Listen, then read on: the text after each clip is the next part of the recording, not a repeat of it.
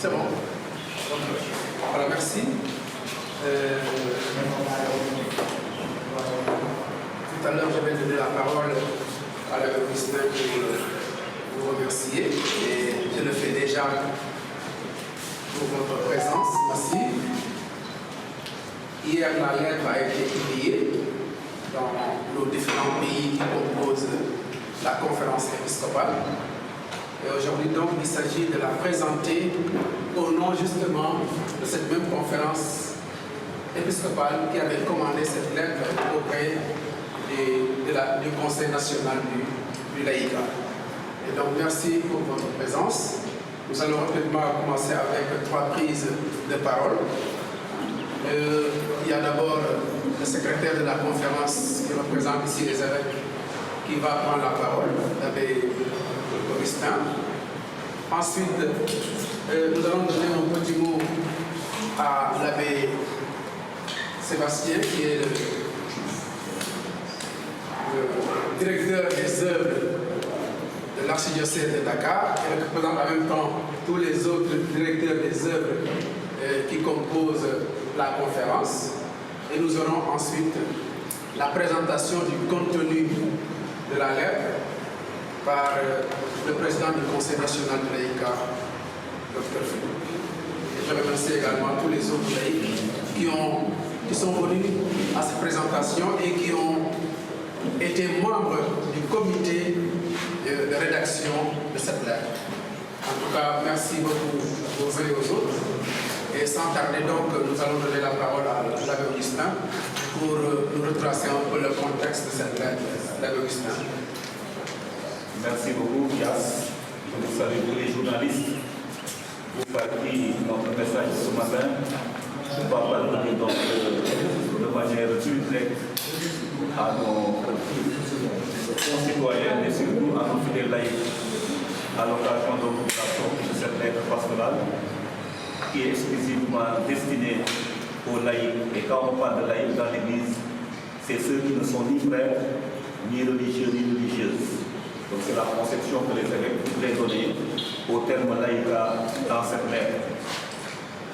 Bien-aimés frères et sœurs, en Jésus-Christ, amis croyants, nous sommes heureux de nous retrouver aujourd'hui en face de chacun et de chacune d'entre vous à travers le génie des moyens de communication pour vous informer de la sortie d'une nouvelle lettre pastorale de nos pères évêques de la conférence épiscopale de Sénégal, Mauritanie, Cap-Vert et Guinée-Bissau en date du 14 février 2024, le jour du mercredi décembre. Nous profitons de cet instant pour vous souhaiter, au nom de nos pères évêques, un saint temps de carême, un temps de carême rempli de grâce et de bénédiction pour une véritable conversion au sein de nos familles, de nos églises et de notre cher pays, le Sénégal. Un temps de carême, sursaut d'une nouvelle espérance pour tous ceux qui succombent sous le poids du fardeau de la vie. L'engagement des laïcs dans l'Église et dans la société. C'est le titre que nos pères évêques ont choisi pour la lettre pastorale qu'ils viennent de vous écrire avec comme principaux destinataires, vous les fidèles laïcs de leurs différentes églises locales. Le choix d'une telle orientation révèle un souci pastoral de nos pères évêques qui désirent que les fidèles laïcs soient plus présents dans la vie de leur communauté ecclésiale respective, mais également présents au niveau de la vie de la cité, tant au niveau social, économique, politique. Ce choix est également motivé par un certain nombre d'événements qui ont marqué la vie de l'Église ces dernières années. Nous avons entre autres la décision du pape François d'élever le service de la catéchèse à la dignité de ministère, ainsi que d'ouvrir les institutions du lectorat et de l'appolitat aux fidèles laïcs, hommes et femmes. À ces événements s'ajoute la dynamique de communion et de participation de tous, particulièrement des fidèles laïcs, dans la mission que Dieu a confiée à son Église. Dynamique insufflée par la tenue du synode sur la synodalité, dont les travaux se poursuivent. La décision de sortir une lettre pastorale dédiée de manière exclusive aux fidèles laïcs émane d'une large et profonde discussion entre évêques de la conférence épiscopale lors de leur session ordinaire tenue dans les îles du Cap-Vert en novembre 2021. Les débats autour d'une telle décision ont permis de collecter un certain nombre d'idées et de préoccupations qui ont guidé la rédaction de ce document pastoral qui touche aujourd'hui du doigt la question fondamentale de l'engagement des laïcs, tant au niveau de l'Église que dans la société, au nom du baptême qu'ils ont reçu et qui fait d'eux celle de la terre et lumière du monde. En vous présentant donc ce document, les évêques voudraient cordialement vous remercier, chers fidèles laïcs, et à travers vous, remercier les différents conseils nationaux du laïcat de leurs pays respectifs pour l'accueil favorable qu'ils ont fait de ce projet qui devient aujourd'hui une réalité. Les évêques vous encouragent tous et vous convient à prendre connaissance de ce document, individuellement, mais aussi et surtout en association, dans un parfait esprit de synodalité, de communion. Il souhaite aussi que l'exploitation de cette lettre pastorale puisse donner du sang neuf à votre engagement multidimensionnel en tant que fidèle laïque, dans l'Église et dans la société qui vous porte. Ils exhortent les prêtres, les religieuses et religieux à se rendre plus disponibles pour vous accompagner et vous soutenir dans la prière et les conseils. Enfin, les évêques, au nom de la conférence des évêques, je souhaite que la présente lettre soit un précieux guide pour chacun de vous, chers fidèles laïcs, hommes et femmes, jeunes et moins jeunes, en vue d'un engagement joyeux et généreux au service de l'Église et de la société. Je vous réitère au nom des évêques mes vœux pour un sanctifiant temps de carême. Je vous remercie de votre aimable attention. Merci. Merci, Monsieur le Président. Nous allons donner la parole au directeur des œuvres, Sébastien, pour un petit mot. Voilà.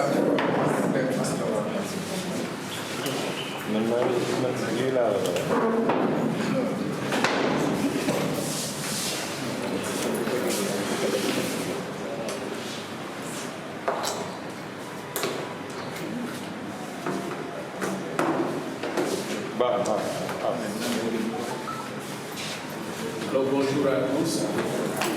Je m'appelle l'ami Augustin Sébastien Mamadou, directeur des œuvres de l'archidiocèse de Dakar et coordonnateur national de l'apostolat des laïcs.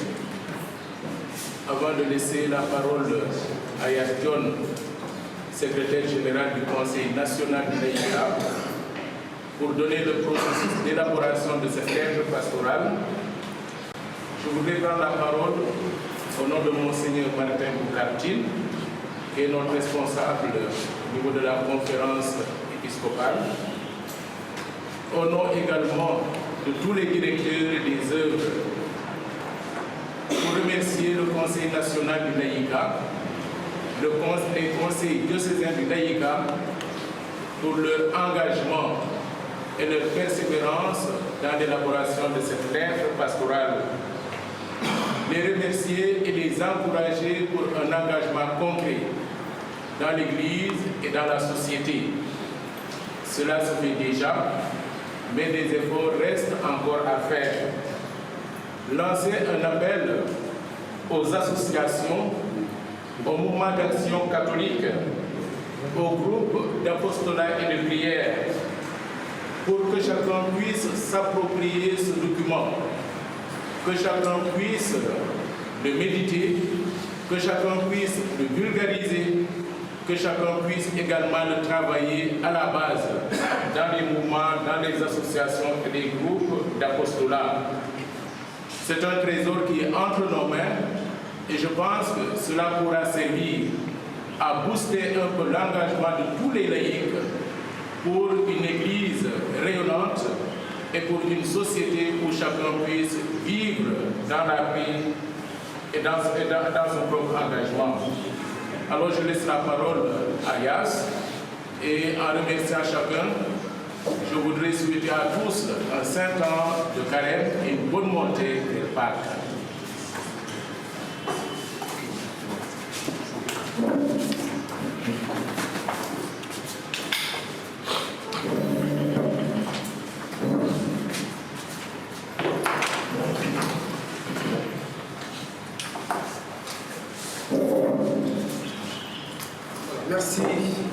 Merci l'abbé Sébastien.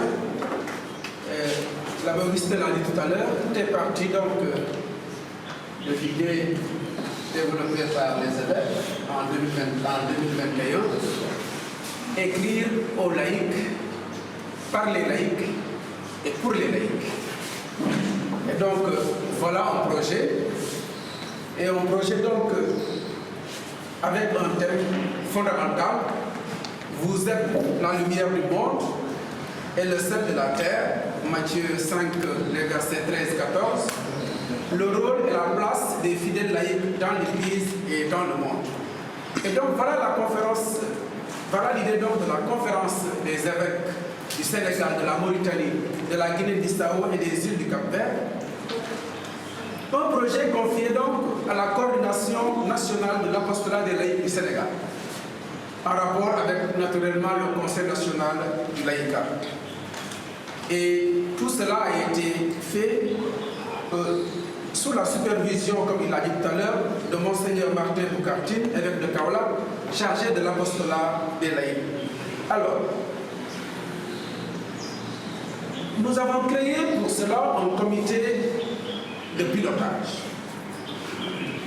Et nous nous rencontrions très souvent à la direction des œuvres. Et après quelques réunions, nous avons élaboré des termes de référence qui ont été validés par la conférence. Ensuite, nous avons élaboré un questionnaire que nous avons envoyé dans tous les diocèses de la conférence. Évidemment, nous avons eu peu de retours. Et c'est ce qui avait justifié qu'on ait organisé un forum des laïcs au Collège Sacré-Cœur pour recueillir encore davantage le ressentiment des évêques, des laïcs plutôt, rapportés à cette question du projet. Et ensuite, nous avons essayé de former un comité de rédaction. Et après avoir eu une première mouture, nous avons exposé donc aux évêques qui ont fait leur amendement. Et nous sommes revenus encore retravailler le texte pour enfin avoir le résultat, le livrable qui est entre nos mains. En résumé, il y avait un questionnaire pour une consultation massive. Une synthèse a été faite de la consultation massive. Un plan détaillé de la lettre a été élaboré. Nous étions limités par rapport au nombre de pages. Vous comprenez pourquoi le texte est assez concentré, puisqu'il ne fallait pas dépasser 20 pages. C'est une lettre, ce n'est pas un document qu'il faut emporter pour faire des études particulières. C'est juste un document pastoral. Alors, ce projet va être suivi tout naturellement de plans d'action. De plans d'action qui doivent résulter justement de cette lettre. Et ces plans d'action doivent être élaborés par les mouvements, les associations, au niveau paroissial, au niveau diocésain, au niveau même de nos différents doyennés. Ensuite, un plan de suivi d'évaluation de la lettre également devra être fait pour voir justement l'impact de cette lettre dans le vécu des laïcs au niveau de nos différents diocèses. Et enfin, un plan de communication prenant en compte toutes les phases de la lettre. La lettre ne contient pas comme telle des axes d'action spécifiques. C'est la raison pour laquelle, au niveau des associations, au niveau des mouvements, au niveau des organisations, on doit élaborer ces différents types de plans pour mettre en œuvre donc la lettre pastorale. Pour finir, après la validation donc du projet, nous avons obtenu une lettre simple à lire, une lettre dense dans son contenu, mais c'est surtout une lettre pastorale à exploiter. L'abbé Augustin est revenu tout à l'heure sur ce mot. C'est une lettre pastorale à exploiter par les laïcs.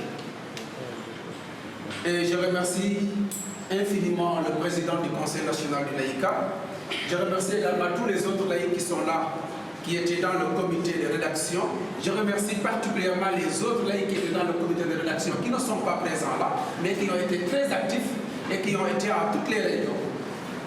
Nous les remercions du fond du cœur et je vais laisser la parole justement à Philippe, j'ai failli dire à Philippe, à Philippe, pour qu'il puisse présenter et revenir sur le fond justement de cette lettre, les différents points essentiels contenus dans la lettre. Merci. Philippe, vous avez la parole.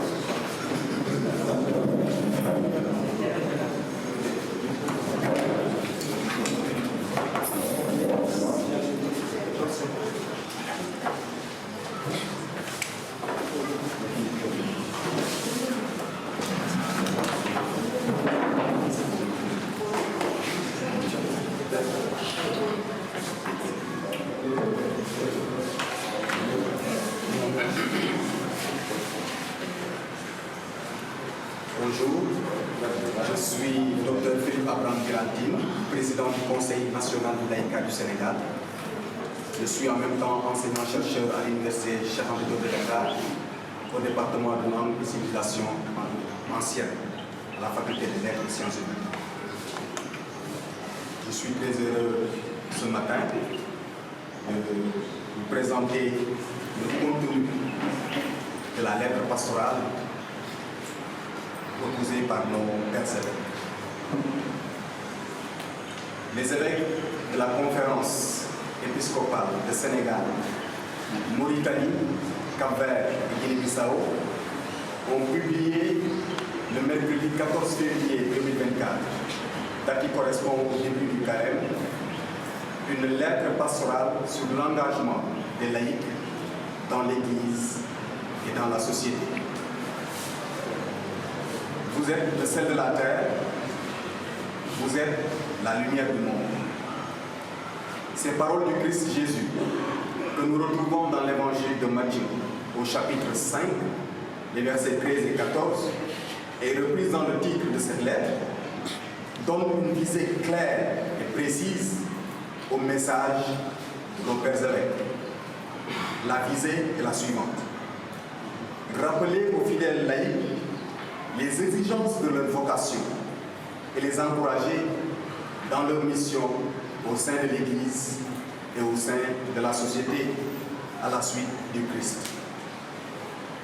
Cette lettre pastorale compte 39 numéros qui s'étendent sur 32 pages. 4 points articulent principalement l'argumentaire. Dans le premier point, intitulé Propos liminaires, la définition du mot laïque, selon l'encyclique Lumen Gentium, permet de comprendre l'urgence que soulèvent 2 défis principaux.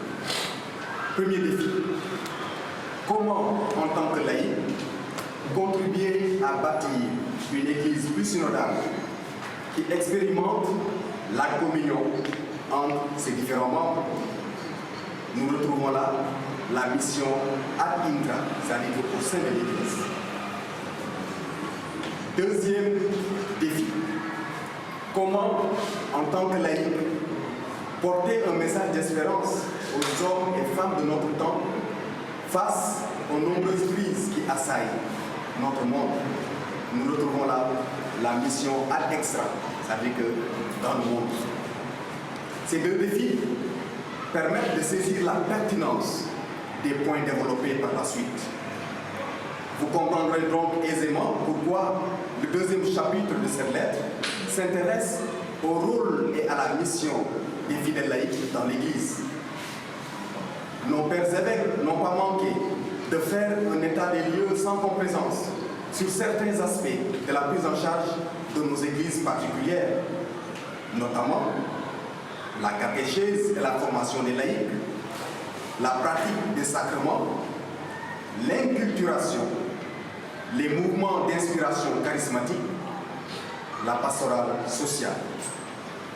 Les trois derniers paragraphes de ce chapitre, c'est-à-dire les numéros 20, 21 et 22, sont consacrés à quelques défis pastoraux, parmi lesquels nous pouvons citer l'apostasie. Nous pouvons citer aussi l'accompagnement des mouvements dans un contexte de baisse de fréquentation. Dans le troisième chapitre, intitulé « Rôle et place des fidèles laïcs dans la société », nos pères évêques invitent à une conversion des cœurs et des mentalités afin de donner plus de dynamisme à l'engagement des laïcs dans les diverses sphères. Nous pouvons noter un engagement social, nous avons les numéros 20 et 24, un engagement politique, numéros 25, 26 et 27, engagement économique, les numéros 28 et 29, et enfin un engagement environnemental, les numéros 30, 31 et 32. Le quatrième chapitre intitulé « Piste d'action » donne une idée de quelques priorités et urgences pastorales que nos pères évêques veulent soumettre dans un esprit synodal à l'initiative des fidèles laïcs. Le premier point concerne la formation que nous retrouvons au numéro 35. La formation est nécessaire, voire fondamentale, si nous voulons bâtir une église vivante et dynamique. Le deuxième point concerne la vie spirituelle. Et je cite le document, je cite cette lettre pastorale au numéro 36. La vie spirituelle, en effet, aidée et soutenue par les sacrements, elle est le fondement même de notre foi et de tous nos engagements. Fin de citation. Nos pasteurs nous proposent à cet effet deux modèles à suivre. Notre mère, notre très sainte mère, la très sainte Vierge Marie, et son époux, Saint Joseph. Nos pères évêques proposent enfin des pistes d'action qui permettent de matérialiser un engagement authentique et fructueux dans l'Église et dans la société. Comme pour nous donner un supplément d'âme, il nous rappelle le cri du cœur du Saint-Pape Jean-Paul II. N'ayez pas peur, n'ayez pas peur, n'ayons pas peur. Cette invitation fait écho à l'exhortation de Saint Paul à son disciple Timothée, quand il dit « Ce n'est pas un esprit de peur que Dieu nous a donné, mais un esprit de force, d'amour et de sagesse. » Nous le trouvons dans 2 Timothée 1, 7. Que l'Esprit Saint nous donne d'accueillir ce message de nos pères évêques et nous fortifie dans notre mission au service de l'Église et de la société. Et que Marie, Notre-Dame de la Délivrance, nous soutienne par sa prière pour une Église fidèle à sa mission et un monde plus fraternel et plus beau. Avant de terminer, permettez-nous de remercier nos pères évêques qui, dans leur sollicitude pastorale, ont pensé adresser cette lettre qui vient à son heure au peuple de Dieu qui se trouve au Sénégal, en Mauritanie, au Cap-Vert, en Guinée-Bissau. Nous prions afin que l'Esprit du Seigneur les accompagne dans leurs tâches ô combien difficiles, surtout en ces temps qui sont si compliqués. Nous rendons grâce au Seigneur, nous le bénissons. Nous souhaitons à toute la communauté chrétienne un saint temps de carême. Je vous remercie. Rappelez-nous le nom, s'il vous plaît. Dr Philippe Abraham Mirati, président du Conseil national du laïcat. Merci beaucoup. Merci. On va faire juste un petit résumé en... Non, lui, son intervention, qui revient d'abord à Wolof, on en a vraiment besoin pour la presse. On parle de la lettre. Oui, Oui, mais c'est lui qui va faire ça. Il peut pas aller. C'est ça qui va faire ça. C'est ça qui vient. il fait la question là. Oui. Donc on va prendre pour le fond la version là, parce que les autres Vous avez la version on reviendra juste sur le fond pour la version là. Les autres, je ne pense pas que ça soit écrit. Donc Philippe, vous pouvez la version.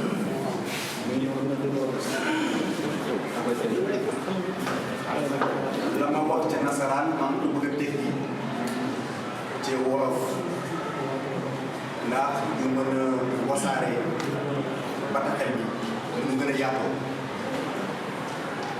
évêque bu suñu conférence épiscopale bon mu jàngu Sénégal Mauritanie Cap-Vert ak Guinée-Bissau baaxe nañu benn bataaxal jagleel ko taalibe Christian yi ñu tudde lay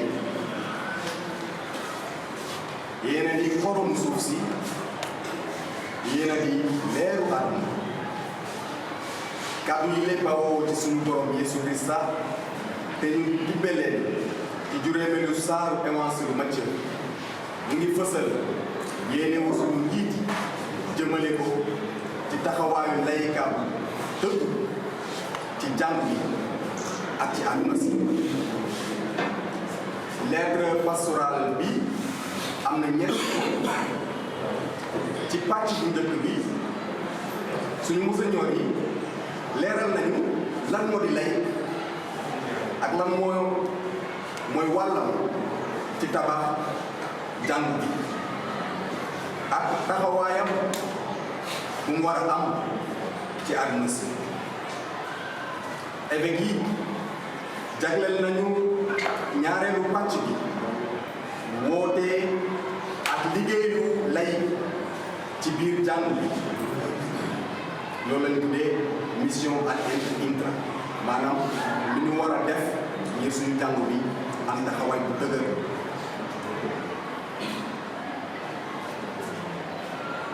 wax nañu ci lu jëm ci catéchisme wax nañu ci lu dem ci tàggatu lay maanaam formation wax ci itam lu jëm ci ñu ngi jëfandikoo sacrement yi wax nañu ci mouvement charismatique fàttewuñu it lu ñu tuddee mouvement d'action catholique parce que xam nañu ne mouvement d'action catholique am pàcc bu am solo ci suñu jàng bi. ci ñetteelu pàcc bi évêque yi àdduna ñu ci wàllu taxawaay yu lay yi ci àdduna si ba ñu waxee ci ñaareelu pàcc bi ci lu jëm ci tax seen taxawaay ci jàng bi dañu yaatal waxtaan jëmale ko ci taxawaayu lay yi ci àdduna si te taxawaay boobu jëmale nañ ko ci ñeenti forme engagement bu jiitu mooy engagement social bu ci topp mooy engagement politique ñetteel taxawaay bi mooy engagement économique ñeenteel bi mooy lu jëm ci environnement maanaam suñu dëkkuwaay nu ñuy aaree lañu moom fa ñu dëkkee. ñeenteelu pàcc bi jagleel nañu ko lu ñu tuddee piste d'action ci wàllu formation wax nañu lu ñu def ngir dëgëral suñu ngëm maanaam suñu vie spirituelle parce que chrétien bu dëgërul ngëm yaakaar naa tur bi rek la yor waaye nekkul chrétien bu dëgg méngoo Yeesu di xaar ci moom. piste d'action yi wax nañu ci lu jëm du dëgëral suñu taxawaay ci jàngu bi ak àdduna si set. évêques yi jeexal nañu seen waxtaan ngir ñaan ak ñaax lay yëpp ndax ñu gën a am fi moom la suñu Pape Jean Paul II mu tedd waxoon ci nasaraan n'ayez pas peur bu leen tiit bu leen ragal ba mu waxee loolu yaakaar naa dafa jëlaat kàddu yu Paul jagle loolu taalibeem Timothée ba mu ko waxee ne jotuñu ci yàlla xelum ragal xelum tiit waaye xelum doole xelum sànq yaakaar naa suñu àndee ak kàddu yi dañu am taxawaay bu rafet ci suñu jàng ak ci suñu àdduna ñoo ngi ñaan yàlla ñaan xel mu selal mu may ñu xool ak xel bu ñu mënee àggali lettre bi parce que ñu àggalee lettre bi ñu ko waree dinañu jàppale évêques yi dinañu jàppale suñu jàng ndax jàngu Sénégal jàngu Mauritanie jàngu Cap-Vert ak jàngu Guinée-Bissau mën a méngoo li Yeesu di xaar ci ñoom.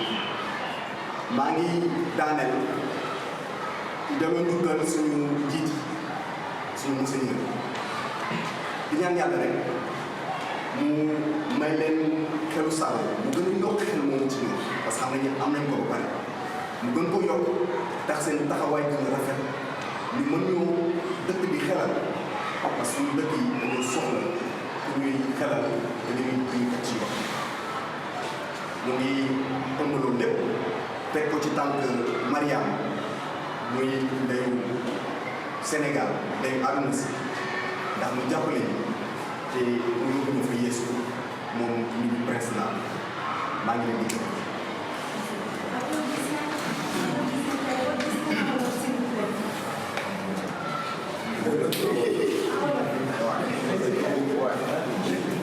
Alors, merci. On va prendre juste trois questions, 4 maximum. On laisse d'abord l'Augustin faire un petit résumé en wolof du contexte comme il voulait faire en français tout à l'heure. Et puis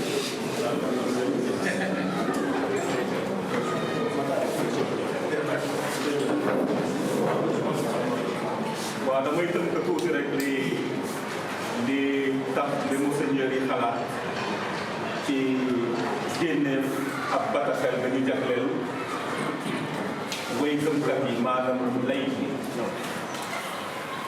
ma dooree ko ci nuyu ñëpp ñi nga xam ne ñoo ngi jokk am ñun tey jaarale ko ci communication bi journaliste yi ak média yi ak xarale yu bees yi itam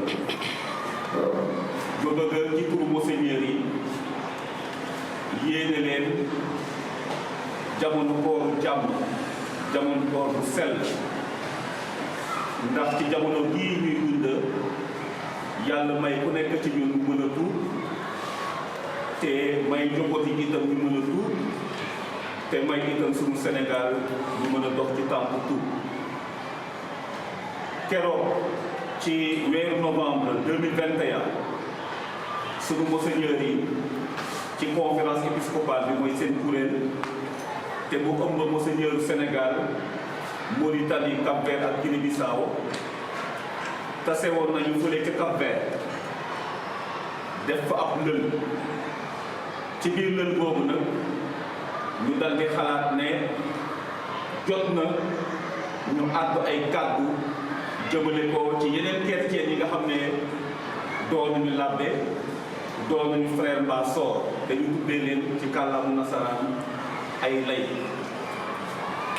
la waral loolu mooy monseigneur yi dafa am loo xam ne dafa diisoon ci seen xol ba ñuy xalaat nan la ñuy def ba chrétien yooyu lee gën a sóobu ci liggéeyu jàngu bi sóobu itam ci liy dundal askan wi maanaam ci gox ak goxaan ya ñu dëkk.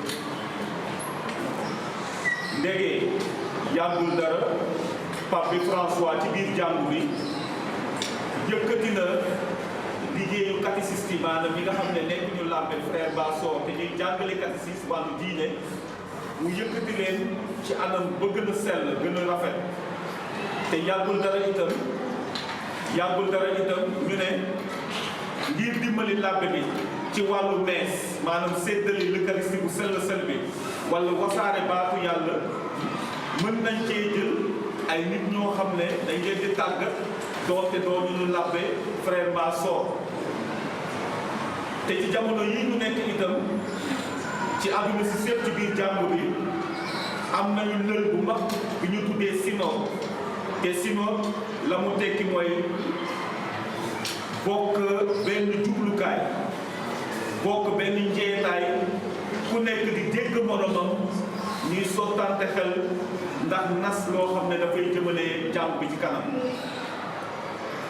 ñetti anam yooyu tax na dañu ne nag jot na ñu bind ab bataaxel jëmale ko ci lay monseigneur yi gannaaw ba ñu xalaatee ci loolu lee dénk nañu liggéey yi conseil national du laïcat ñooñu leen monseigneur yi tey ci suma gémmiñ monseigneur yi ñoo ngi leen di gërëm bu baax a baax di leen dénk yàlla di leen dénk seen njaboot itam. monseigneur yi ñoo ngi ñaan yeneen lay bi ne suñu jotee ci bataaxel bile ñu xeltu ko jàng ko bu baax a baax jéem ko gëstu bu ñu yem rek ku nekk nga jàng ko ci fa nga féete waaye nañu jéem a booloo di ko nit ñi ndànk-ndànk di ci waxtaane di ci xalaat te yaakaar naa dina doon njëriñ ñëpp.